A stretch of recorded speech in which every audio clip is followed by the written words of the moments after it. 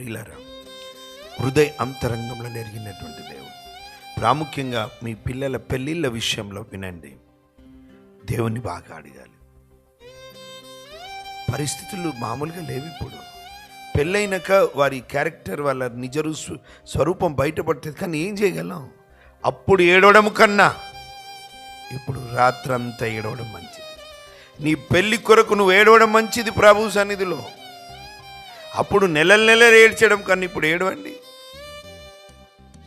అప్పుడు అందరికీ చెప్పుకుంటే ఏడుస్తాం, ఇక వీలైతే కోర్టులో పోయి చెప్పి ఏడుస్తాం. ఇక దానికన్నా ఆ సమస్యలు రాకముందే